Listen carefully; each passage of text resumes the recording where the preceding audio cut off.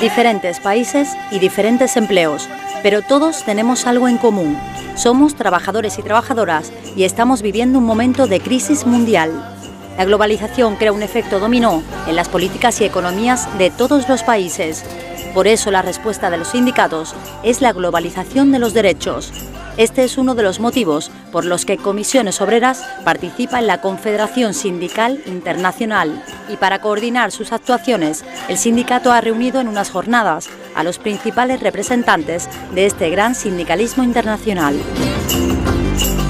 La jornada que estamos celebrando hoy se enmarca en el programa de la exposición El Sur Trabaja que tenemos en colaboración con la Universidad Hispalense y con la Pablo de Olavide de Sevilla, y queríamos aprovechar el marco de estas jornadas para celebrar un encuentro sindical donde estén presentes compañeros y compañeras de otros sindicatos de otros países para tener esa visión internacional del mundo sindical que hace falta hoy.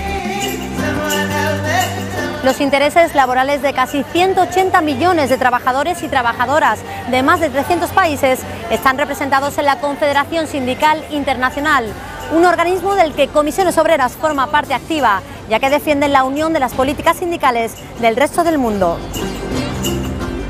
En estas jornadas, miembros de las más de 300 organizaciones afiliadas a la Confederación Sindical Internacional, como Comisiones Obreras, han puesto en común las futuras respuestas conjuntas ante una crisis mundial que pasa por varias fases. El problema es que ahora estamos viviendo una segunda fase, que es la de la crisis de la deuda pública, para hacer frente a la crisis financiera que generó luego una gran crisis económica y que estuvo motivada la crisis financiera por la acción irresponsable de los especuladores o de los directivos del sistema financiero, empezando por los Estados Unidos.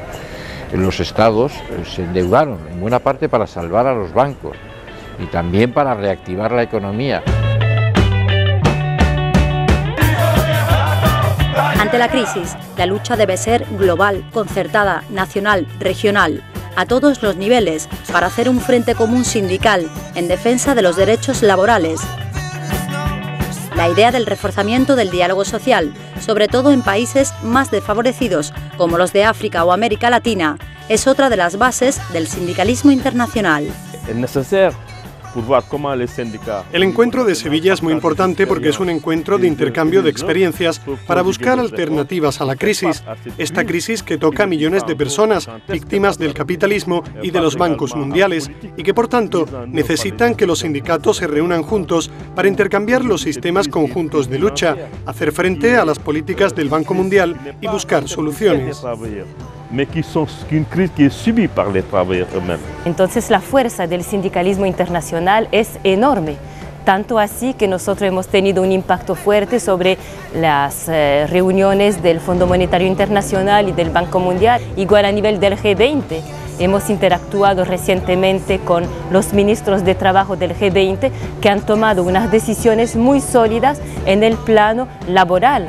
Las respuestas de todos los sindicatos, según la Confederación, deben estar basadas en la reactivación del mercado laboral, sobre todo en la generación de empleo para los jóvenes, en la potenciación de las protecciones sociales y en la renovación del papel del Estado, aunque estas medidas se apliquen de diferente forma dependiendo de las condiciones de cada país. La diferencia como país del primer mundo que somos, nuestras diferencias laborales y por lo tanto nuestras diferencias sindicales son muy grandes. Nosotros vivimos afortunadamente en un país democrático y no podemos olvidar que el año pasado murieron casi 200 sindicalistas asesinados en sus respectivos países. Es decir, la libertad sindical en la mayoría de los países del tercer mundo o no existe o está cercenada por los gobiernos. La clave, según Comisiones Obreras, está en el diálogo social.